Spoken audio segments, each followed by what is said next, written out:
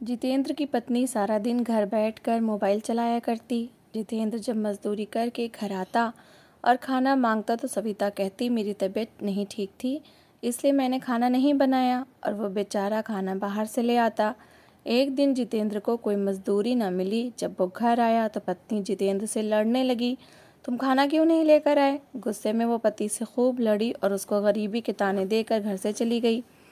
अभी घर से कुछ दूर ही निकली थी कि सामने से उसकी माँ उसकी तरफ आ रही थी, और माँ को देखकर उसके होश उड़ गए, क्योंकि वो भी ठेकेदार साहब, मैं आज मजदूरी कुछ घंटे ज़्यादा करूँगा, पैसों की बहुत ज़रूरत है।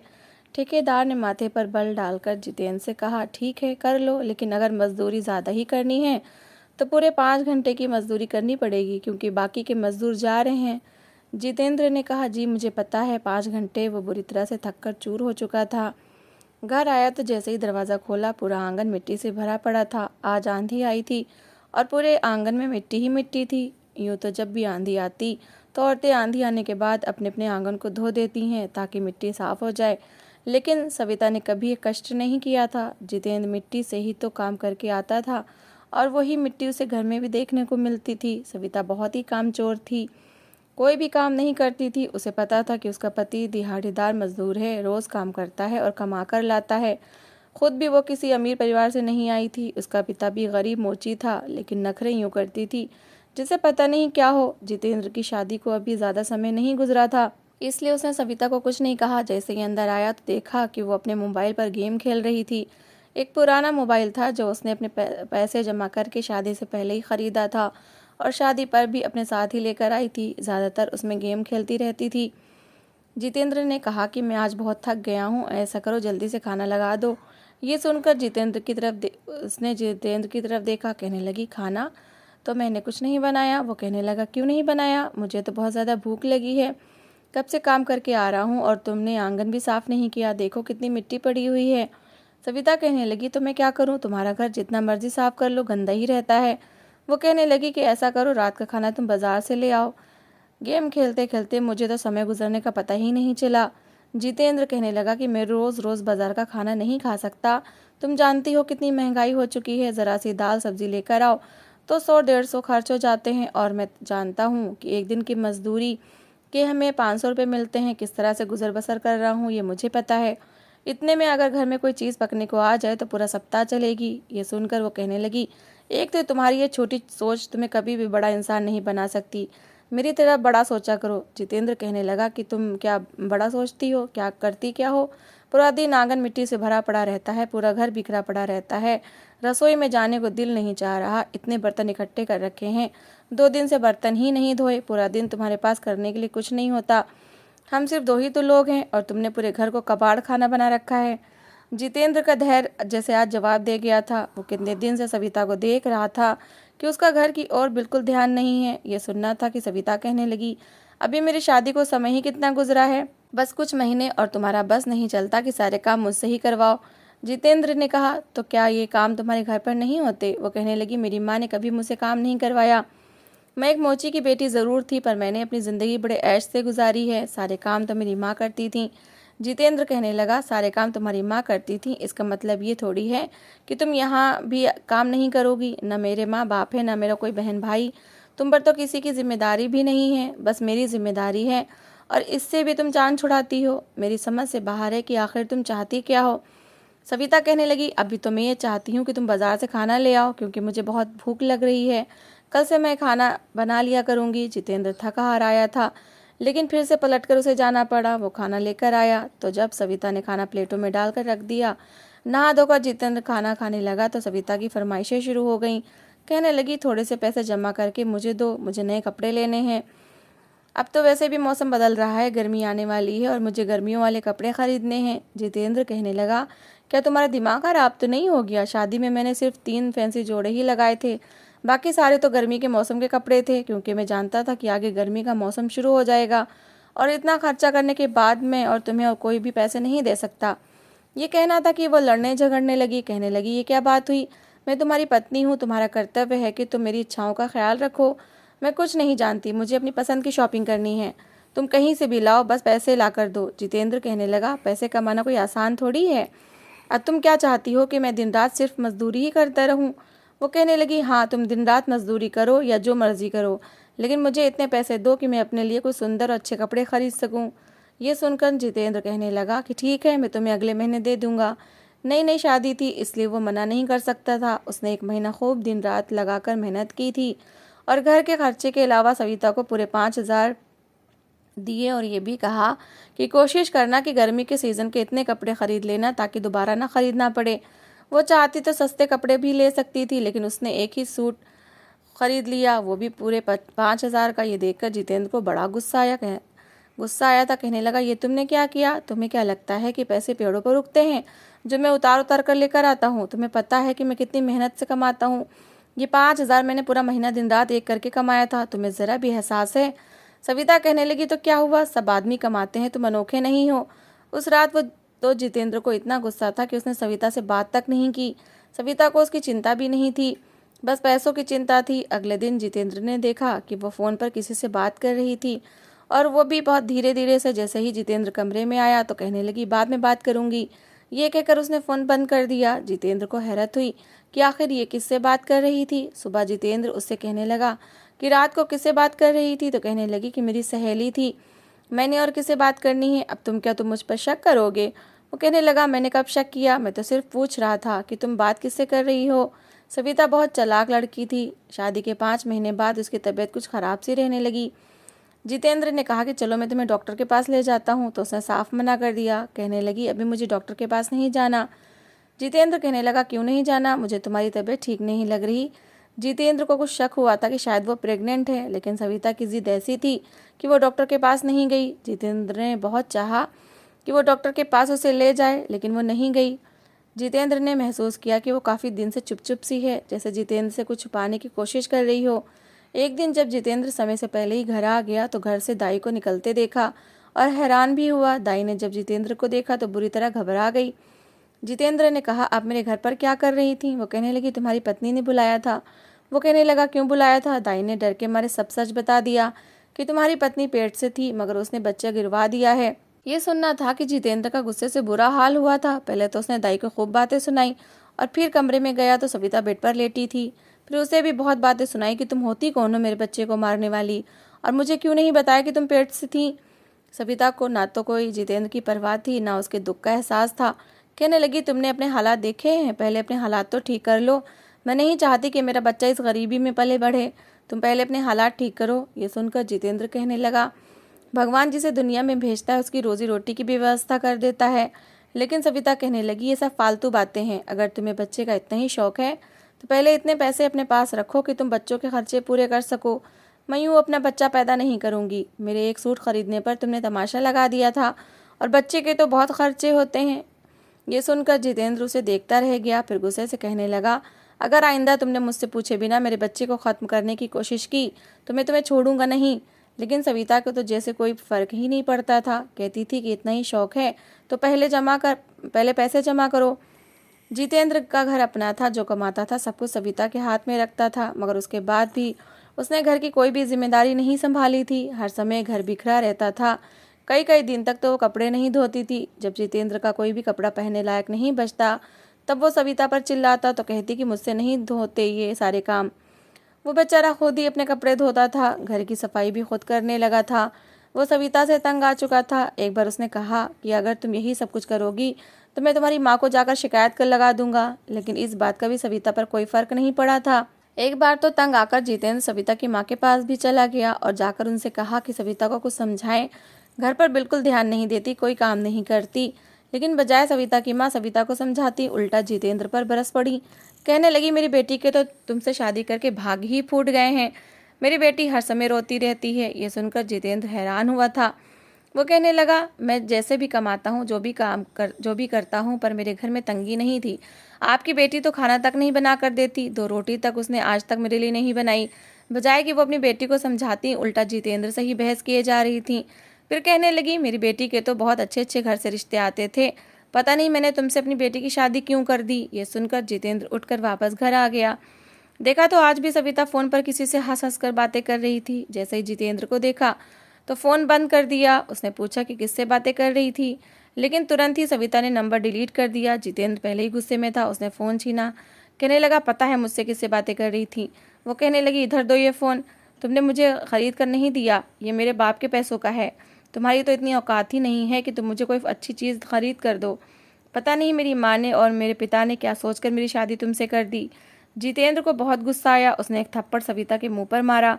कहने लगा कि तुम कौन सा किसी अमीर घर से आई हो, और मैंने तुम्हारे पिता की मिन्नतें नहीं की थी, मैंने सिर्फ रिश्ता मांगा था। और तुम्हारे जब इतने ही अच्छे अच्छे रिश्ते आ रहे थे तो तुम्हारे पिता ने क्यों नहीं कर दी वहाँ शादी? मुझसे तुम्हारी शादी क्यों की? तुम्हें तो तुम्हारी माँ ने यह भी नहीं सिखाया कि घर को साफ सुथरा कैसे रखते हैं, पति के लिए खाना भी बनाते हैं। हर समय तुम मोबाइल पर लगी रहती हो, किससे बात करती हो बताओ मुझे? वो कहने लगी, जिससे भी करती हूँ, तुम अपने काम से काम रखो।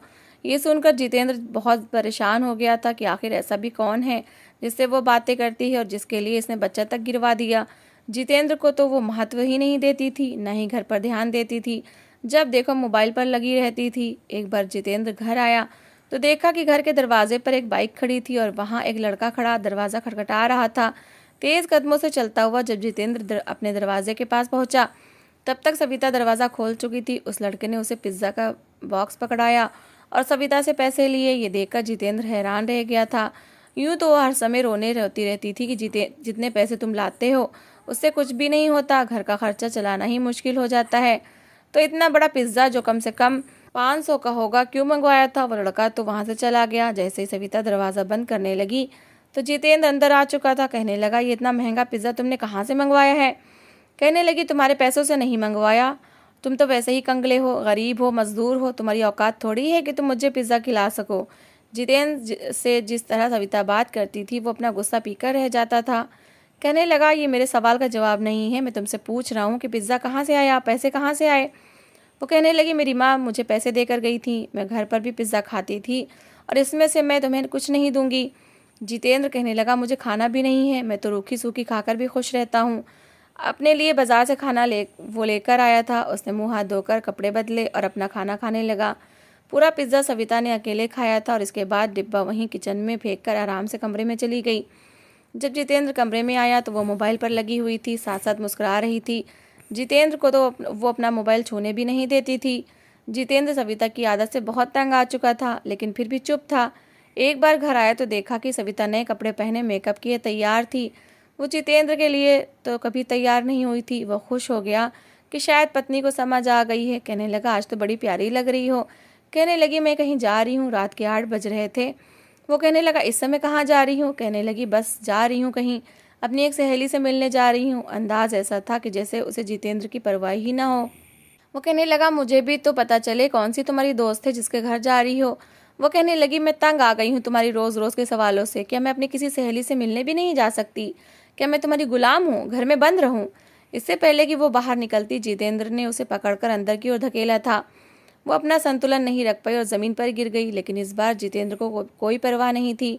कहने लगा, खबरदार, जो तुमने एक कदम भी घर से बाहर निकाला, मैं तुम्हारी हरकतें कब से बर्दाश्त कर रहा हूँ। सविता कहने लगी, तुम होते कौन हो मुझे रोकने वाले?